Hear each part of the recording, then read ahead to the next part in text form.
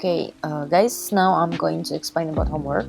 So before we go to a meeting and we start to do the pitch, there are a couple of homework that must must be we have done before. So there are a couple of points. The first one is the person in charge. So basically, the person in charge is we need to know that is she or he a decision maker or not. So the person that will meet.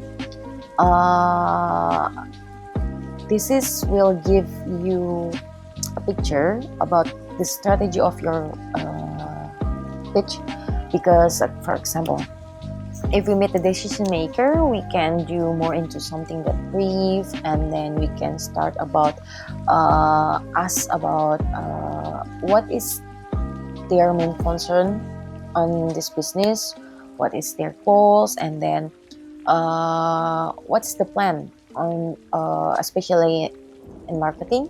And then we can start to do the pitch, explain about the benefit, and then explain about the Zomato itself. And then we can start also to ask about the concern of their budget itself. So basically, the person in charge would be affect the strategy of your pitch. The next one is the Zomato update itself. Sometimes we forget to explain or update about the traffic and then the number of users to our client. So why this is also a homework, because this is an important information to our client, so they would know about how's the market going with our platform, even though that maybe they are familiar that our platform is the highest or the popular one in Jakarta or Indonesia, but it's an important update to them where they can to know about the market on Zomato itself before they invest with us or do the partnership with us. And then the next one is the location. So we need to know before we go to the meeting that where it's exactly the restaurant located itself. So for example, when the restaurant is located in Senopati, it's a homework for us to know that which area that also related or like makes sense to be suggested to them, where the location is in Senopati. So this point is also important. And then the restaurant status. So what does it mean from restaurant status? For example, is it a new open, or the rating itself, or is it an ex-client, or is this a new acquisition? So this will differentiate our pitching. So example, when we go to meet a newly open one, so we need to ask them, does the owner familiar with Zomato or already know about how the Zomato works or not? So usually when we meet a newly open one,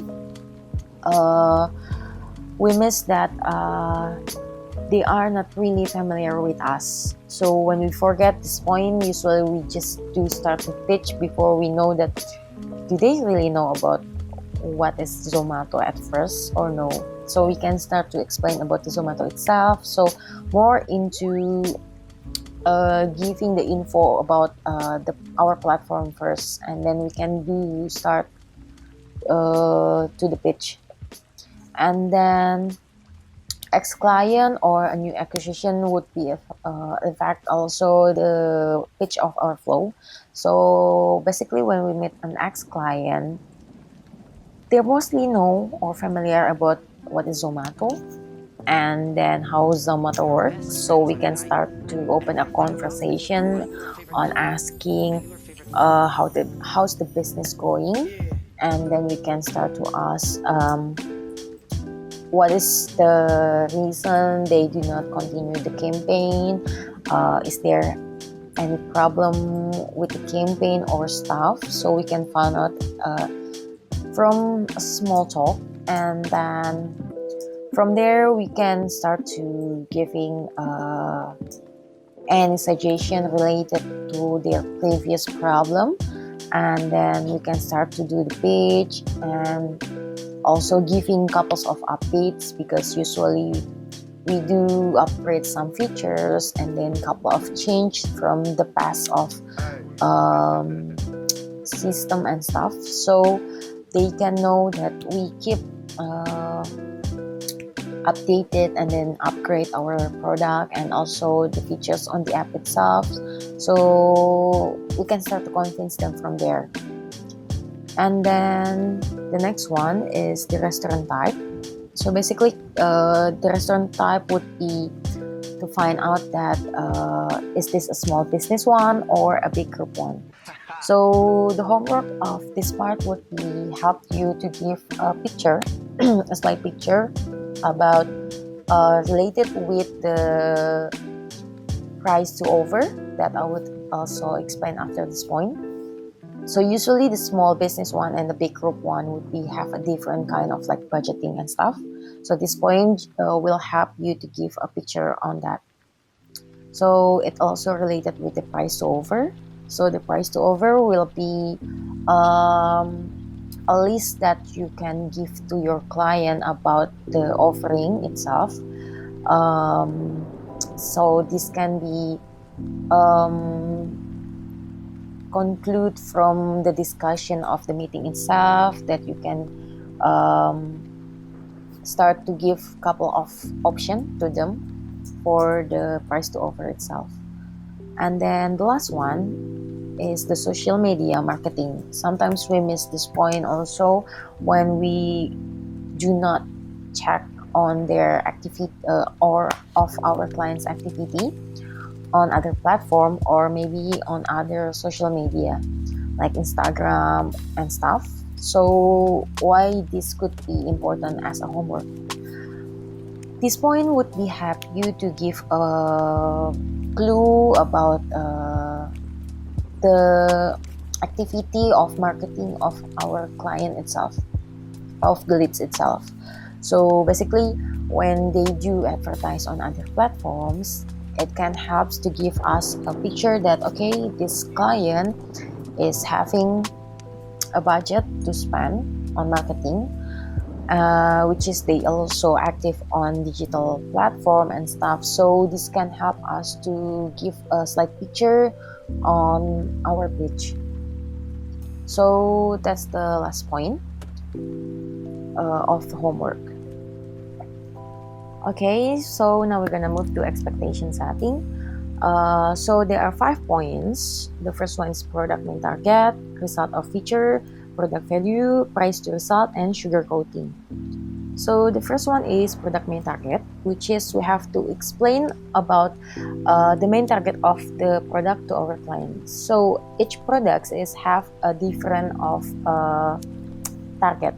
What does it mean? So we have to give the explanation and a clear information to our client before they're running for a campaign or really interested with our product.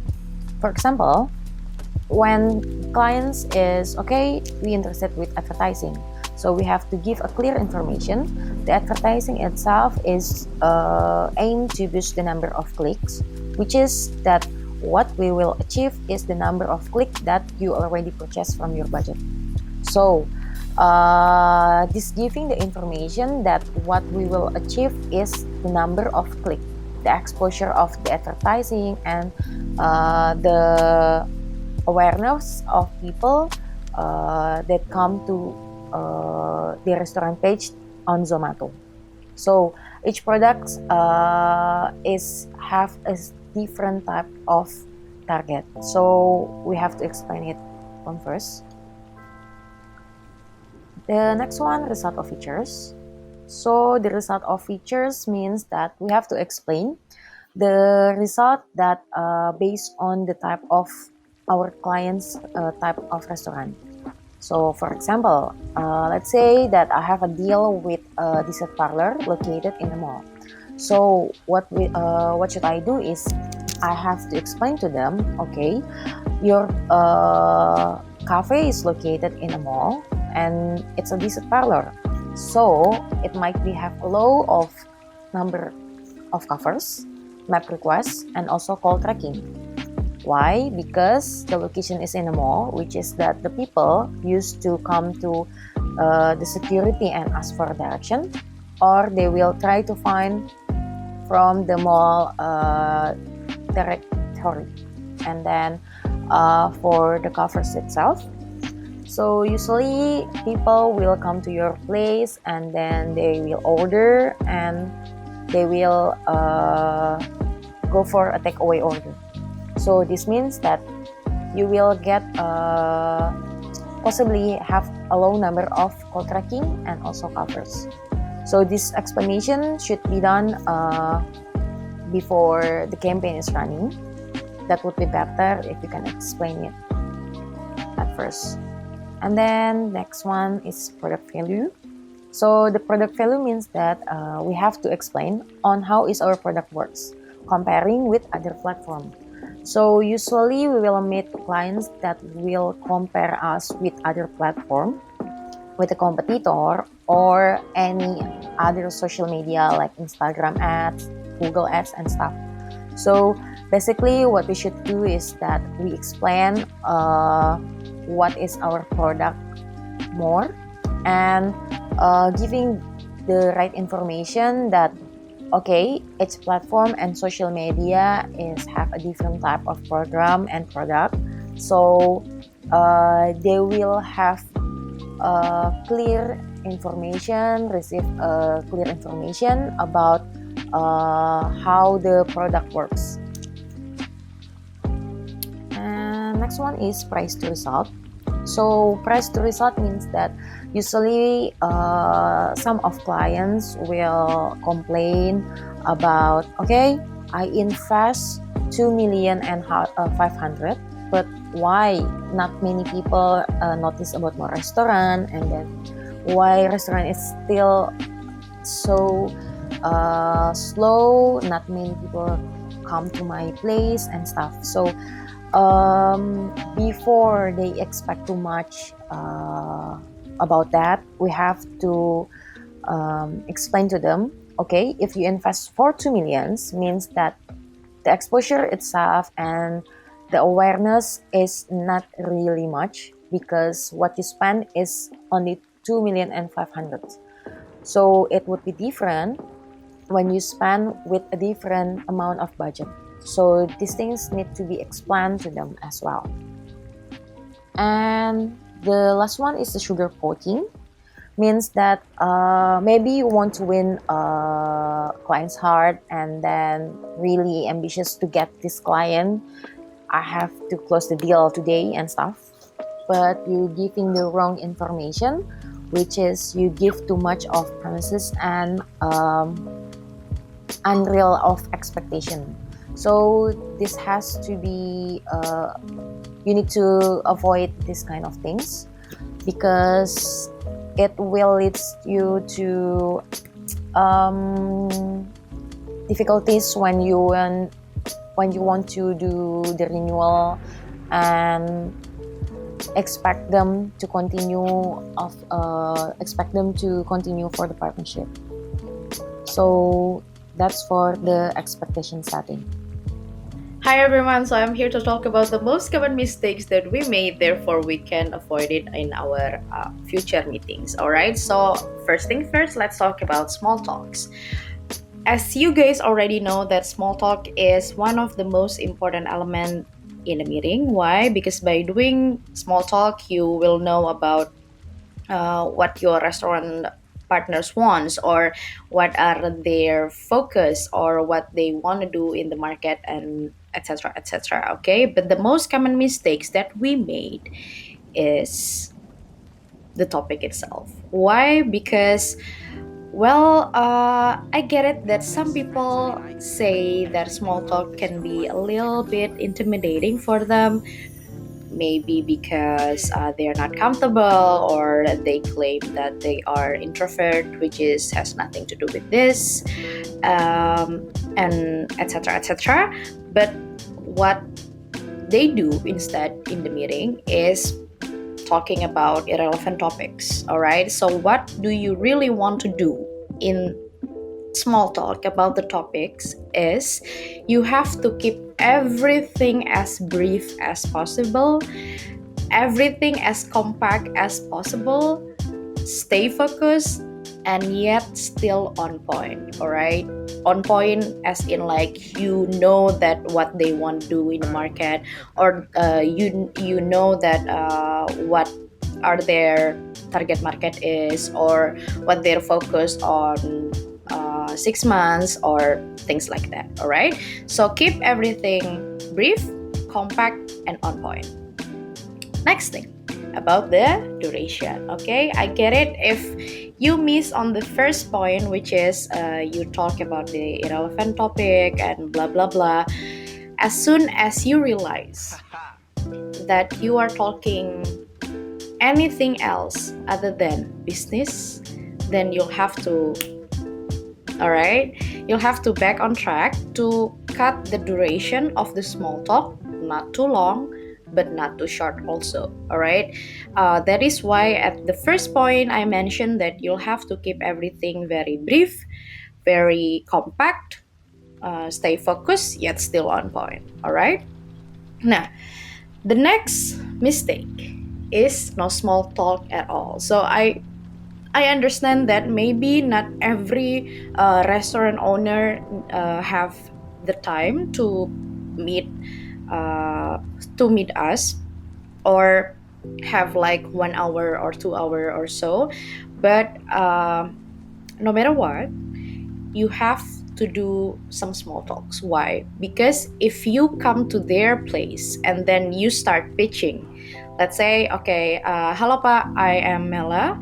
So I'm from Zomato. I have this, and blah blah blah. Okay, so what you do is you did not build any relations at all with the restaurant owner, which is that is the least thing that you could do. Why? Because once they sign the program, or once you close that deal, the next thing you want to do is to retain the relationship, right? So if you don't have any small talk at all, you will not know what they want to do in the market, or what they are focusing on, or what their problems, so you cannot offer them a help or the solutions through our program. Okay, so please try to avoid this third option. Okay, so, guys, now that we're done talking about some common mistakes in small talks, we're gonna talk about something else, which is your insight. As restaurant partners or restaurant owners, they also want to hear about your insight on their restaurant, maybe about which subzone do I have to take, or which program do I have to get on board with, or how is the market is going right now. First, about which program, the most basic common mistakes. Okay, I know that maybe restaurant A is maybe for visit pack, but restaurant B is for gold specials. But when you talk with the restaurant owner, and when you knew about their problem, you want to offer them the solution with our program, which is maybe this happens a lot, as in like maybe after you talk about restaurant A, which is in your VP's leads, the real problem for them is how to attract new customers and blah blah blah to come into the restaurant. Then maybe you want to offer them through GS instead of VP. So the basic common mistakes in on this point is do not force the program to the restaurant which you think it's not a perfect fit, because if you do, it's not gonna end very well. All right, so always listen to them about their problem, and offer them a solution. So usually before you come to the meeting, you'll have to do some homework, as in to find out who is their competitor, or how is their performance, their ratings, their review in Zomato, and etc., which will lead you to prepare some case study. This case study is one of the most important thing in the meeting. Why? Because it will help you to close the deal. All right. But what if the case study that you've been preparing to show to the restaurant owner is not the one that they wanted to see? So here's some pro tip from us, which is you have to lead them from the beginning, as in from the small talk. Why? Because when you gave them a hint, or when you ask them about their competitor, which the one that you already prepared for the case study to show to the restaurant owner, they will wanted to see their performance in Zomato. Okay, so always lead them from the beginning, and just gave them a subtle hint from the small talk. All right. Next on is how to retain. So, what to do once you close the deal? All right, because for some people or some sales POC, they might be forgetting how important that is, because for them maybe the most important thing is to close the deal. Yes, of course, but don't you forget about to retain or yeah, to retain the relationship once you close the deal, because that also matters. All right.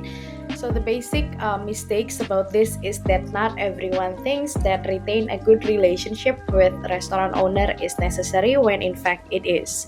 Because when you do, you add more value to them about who's they're working with or what program that they're in. So we have some tips for you guys if you want to retain a good relationship with restaurant owner once you close the deal. The first is about the giving them market analysis. So once you close a deal, you are more like a consultant to them than a salesman, right? Because they also wants to hear your insight about their performances, their competitor, their marketing strategy, and things like that.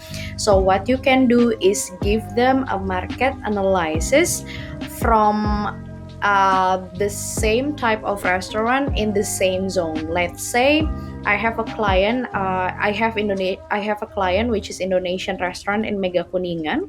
Then I will give them a brief knowledge about the another Indonesian restaurant in Mega Kuningan also, to make them improve their performances better. Right.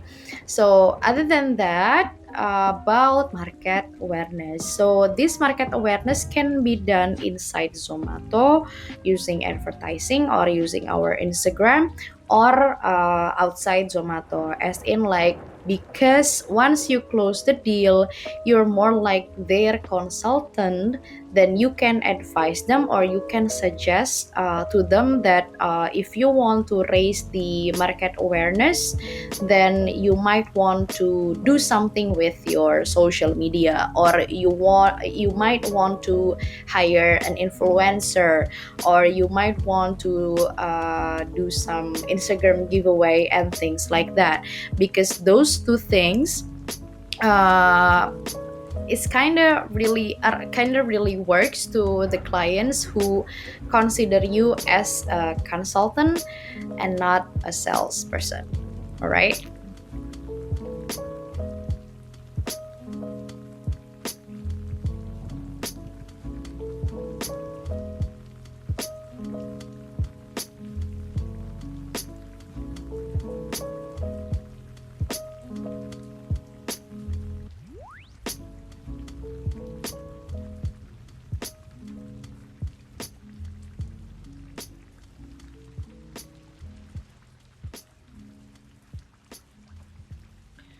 Okay, so I'm going to explain about uh, common Goof-Ups that we oftenly do in the pitch.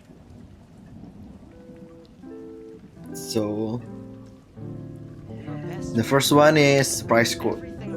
So we usually feel uncomfortable when we want to quote the price higher than what we usually offer. But this is a very important to be brave to quote a higher price because that will help us to get a wider window to negotiate. For example, you usually quote the price of 3 million in a month, and next time you starting to be more brave and you start to quote like uh, 7 million a month, and they will start to negotiate and you will end up in maybe 5 million a month, and that will be a more better ways to do than starting to quote the price from the lower one. Okay, and the second one is hard sell on the first meeting. So instead of building the relationship with the client, we usually go on hard sell and neglecting the client's needs, like showering them with lots of data, like Zomato have this data, this kind of traffic, blah blah blah blah, without doing a good manner of interactions. And we have to remember that what we want is a long-term relationship with the client, like having a girlfriend. We have to maintain the relationship and building a strong foundation of relationship, right? So the third one is making the relationship too soft. So at this point, we go 180 degrees than the previous point, because making the relationship too soft often leads us to feel guilty when we want to sell something to them, like because we feel like we will lose the relationship if we sell something to them, because the relationship is going too good, like being a friend, so we feel guilty if we want to offer them something. And the fourth one is trying to pitch all product in one meeting. So not doing homework is the most common cause of this point, because we don't have any idea what is happening and what are their needs, and so we just come to the meeting and start to offer them any product that we have, especially if the restaurant start the meeting by saying like, okay, what do you want, what products do you have, what do you come to offer me for. So that's the thing that usually make us like starting to offer them a lot of product in one meeting. And then the next one is saying yes to anything they say. Being an easygoing person is a good thing to do actually, but being a yes man in this industry is a bad habit. Why? Uh, because they will start to thinking like we are cheap person, we are a cheap industry, we are a cheap company, because we saying yes to everything they say, like what they ask, we feel the needs to cover all of their needs. But instead of doing that, we have to build an ego for them, like we have to make the needs for them, not by always saying yes to whatever they say. We have to build an ego and build the needs for them. And then the next one is ignoring the client's mood. uh, Actually this point often happens when we are also out of our mood when doing meetings. Besides, and we have to be professional about it, we also have to be more sensitive when it comes to the client's mood and body language. So if you feel a little rejection for them, we need to be able to feel how the clients is feeling. If they starting to show some rejection by their moods or body language, it's better for us to take a step back and build more, fix the relationship. Okay, so the next one is hygiene check.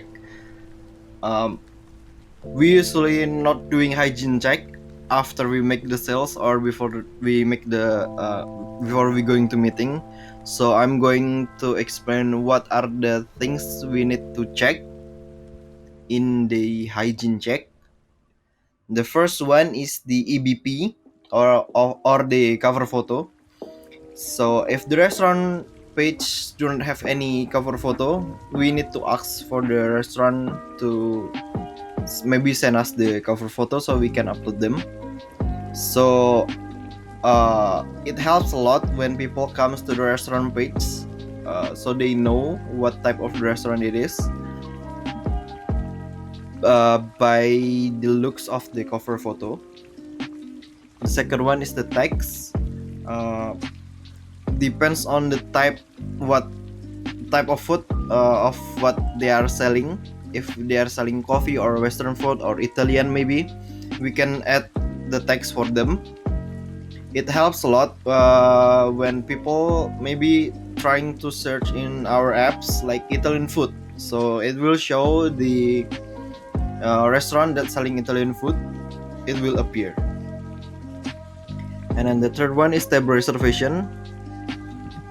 We have to activate the table reservation for them because it helps a lot also when people when the restaurant starting to have a lot of reservation by phone. This feature will help them a lot in matter of reserve a table. So people when comes to the restaurant page of the Zomato, they can starting to reserve a table using our apps.